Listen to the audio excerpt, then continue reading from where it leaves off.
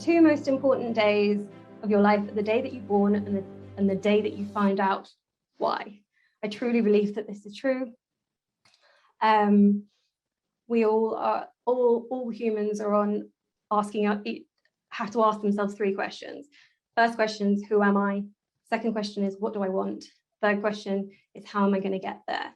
And we can't answer those questions unless we actually understand, okay, well, why am I here? Like, who am I is fundamental to answering those first two questions of, well, who am I? Who am I? Well, the why, sorry, is fundamental to answering those two questions. Who am I and what do I want? And so a lot of this is heavily influenced, if not completely stolen with pride, from Simon Sinek's amazing work of Start With Why. And how he describes a why is that it's what brings us to life. And when we understand our why, we're empowered to build a life or business that aligns with our purpose. And so who is familiar with the golden circle? Simon Sinek's golden circle. You can see it on the right-hand side, a couple, not everyone. So the golden circle that Simon created and shared is on the right-hand side. So it starts, the outside circle is the what, and this is the most clear and easy to understand for all of us. We all know what we do, our role in work, our roles in society, and as businesses, the products that we sell or the services that we offer. The second ring of the circle is your how. Your how is what your unique ingredients that make you who you are. So we can both be history teachers. The way that we teach history, and that's our what, we're history teachers. The way that we teach history can look completely different. And that is built on our strengths, our values, our guiding principles. You know, how do we think, how do we approach teaching history as an example? That is the uniqueness, the how. Some people can communicate their how. There's a lot of conversations around values. A lot of people I know from the last session were familiar with their values. Very, very, very few people can articulate their why. That's the purpose, the cause, the belief that sits beneath, like truly at the center of who we are as individuals or as businesses. The way that people communicate is from that outside in. It makes sense. The what is the easiest to understand, often the hardest to explain. So an example of that communication of what to how I'll give is a law firm. The way that this law firm is describing themselves says, here's our law firm. We have a specialized expertise in a wide range of practice areas. We transform complexity into simple action and go above and beyond every day. Come do business with our law firm. Next, we have me as an example.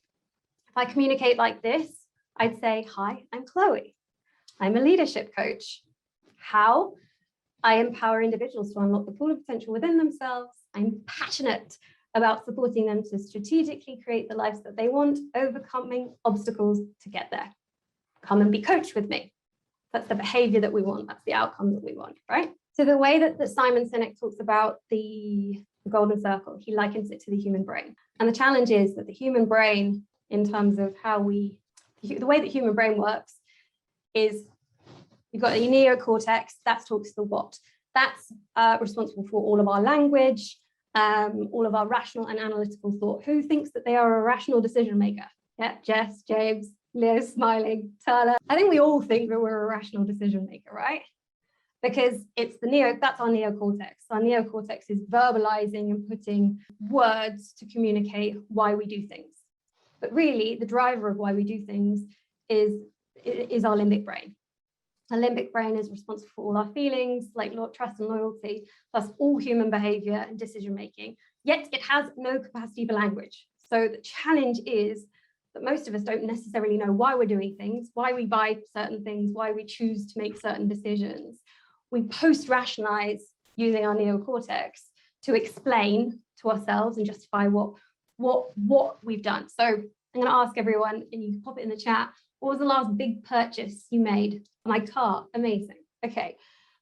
So I'm sure when you look at all of these, Tony, amazing. When we look at these, I'm sure you can give me very logical, rational reasons as to why you make those decisions.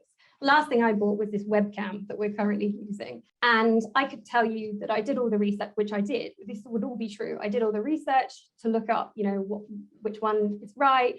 I checked out the price.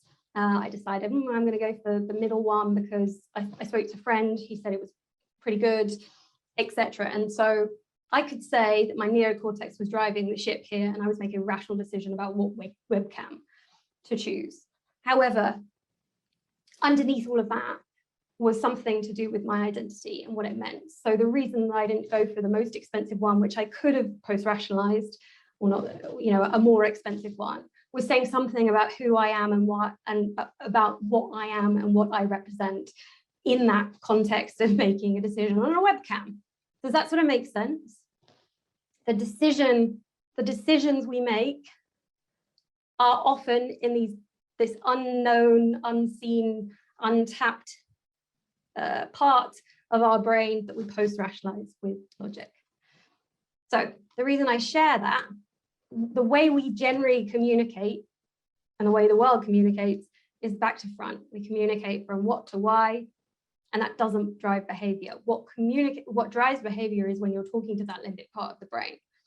So if we go back to the example of the law firm, how much more likely are you going to seek to work with this law firm who starts with why by saying, we exist to enable growth and progress so that people can make the difference they want in the world. We have specialized expertise in a wide range of practice areas. We transform complexity into simple action, and we go above and beyond every day. We are a world-class law firm. Come and see for yourself. Can you see how you're much, much more likely to choose this law firm in the way that they've communicated this, if that's speaking to your why in whatever level, if you want to make a difference in the world? If I use my own example as a why, my why, if I spoke to you, instead of saying, hi, I'm Chloe, I'm a leadership coach, if I spoke to you and said, hi, I'm Chloe, my why is to spark change so that we can simply be our true selves. How I do that is by being an agent of change, empowering others to tap into the best of themselves, overcoming obstacles to get there, so they can strategically design lives that align with the unique difference they want to make. Oh, and I'm a leadership coach. Shall we work together? There's a complete difference in the way that you're communicating. So think back to the last job interview that you went on, if you can remember. Some people didn't necessarily interview for jobs, but how did you communicate to that interviewee? Think about the last person that you met. How did you communicate who you were? So often we start with that, the roles that we play in society, or what,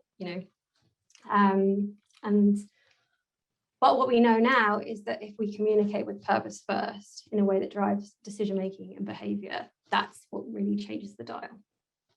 Want to be a confident, purpose-led leader? At Popp, we provide professional development that lasts. How? By integrating expert advice with leadership coaching and community, supporting you to sustainably elevate your performance and unlock your potential. Sign up today and let us support you in making your unique difference in the world.